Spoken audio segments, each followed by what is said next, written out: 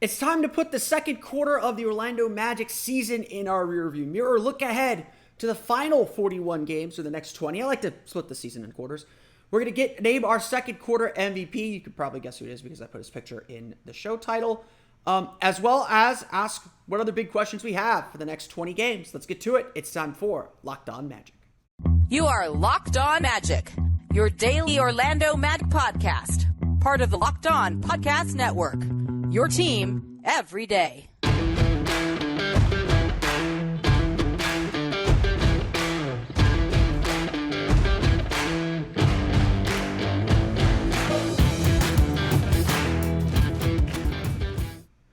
And you are indeed Locked On Magic. Today is January 13th, 2023. Ooh. My name is Philip Rossman-Reich. I'm the site expert and editor over at OrlandoMagicDaily.com. You can follow me on Twitter at PhilipRR_OMD.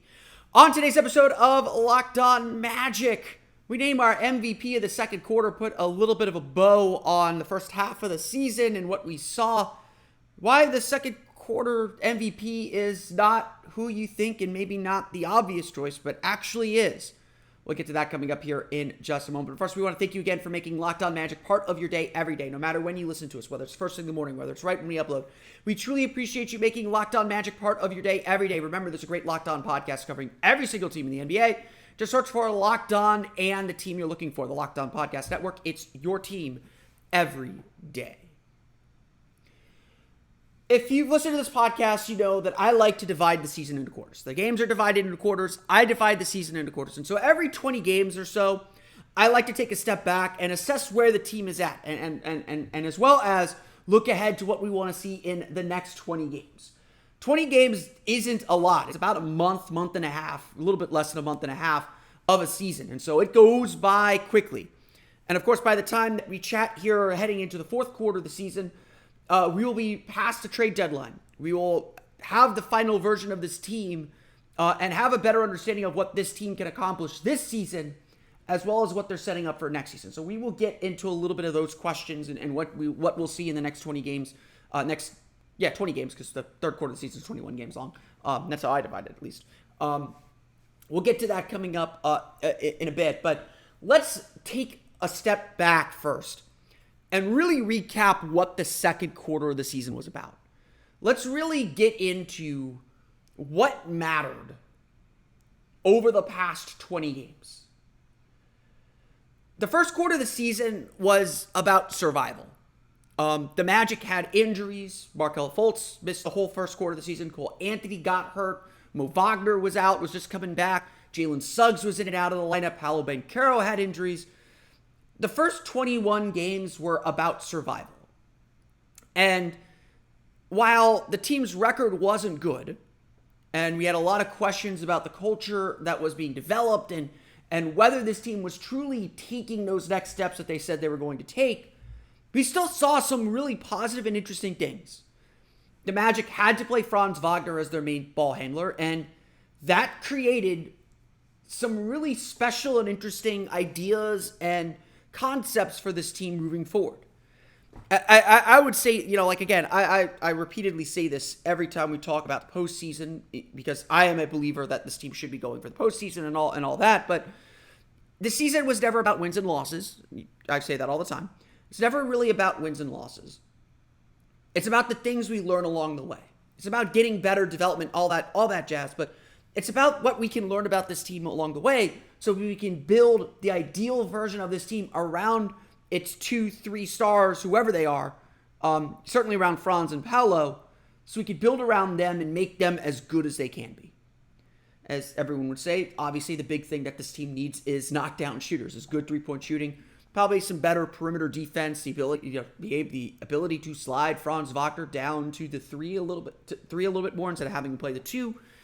There are things that still need balance and are out of whack with this team, but it's all information. It's all good information. But I won't lie. Exiting the first quarter of the season, I was disappointed. I think if people put me on the spot for the grade that I would give them, I'd give them a C or a C+. Simply because the injuries were just so great and they fought their way through them, but they also weren't taking steps forward. They didn't look like they were becoming a winning team. They weren't leveling up, as they all put it.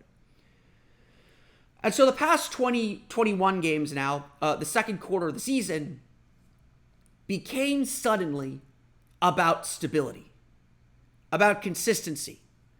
You want to know why the Magic have won? You want to know why the Magic were 10-10 during the second quarter of the season? Again, a 500 record for this group is monumental, but obviously a record that still has plenty of room for growth. Do you want to know why the Magic are 11-6 in their last 17 games? It's because of stability. It's because they haven't dealt with endless injuries all the time. It's because players have been able to fill and slot into roles and play those roles for extended periods of time. It is no coincidence that the Magic went on a 6-game win streak during the run where they were playing the same starting five for 14 straight games. In fact, they won 8 out of 9 with the same starting five for such a long stretch of time. Something this team hasn't experienced, it feels like, in 3 years. And yeah, there's still guys going in and out of the lineup, but for about a 2-3 week period, the Magic felt very stable. Everyone knew their job, everyone knew their roles, everyone knew exactly what they're doing. And the results followed. All those people who believed, and God love you, all those people who believed at the beginning of the season this was a no-doubt play-in team, a no-doubt postseason team. The people who shouted fourth seed every opportunity they got, we saw that team. We saw what that team could look like over these past 20 games. Now, certainly there were fits and starts. This team has been knocked down a few times. The 9-game losing streak ended. They went on their big run. They got essentially those 9 games back. But now they're treading water a little bit. But this team expects to win every night. This team is winning far more often than they were in the first quarter of the season. And when we want to talk about a group leveling up, when we want to talk about a team taking that next step, that's what the second quarter of the season became. That's what this team reached. I was on a podcast Wednesday night. I don't know when the recording is going to come out, but the host asked me then what grade would I give the Magic so far this season. And you heard me say I think it's a C or C plus for the first quarter of the season. I would sit here today and say now it's a B or a B plus.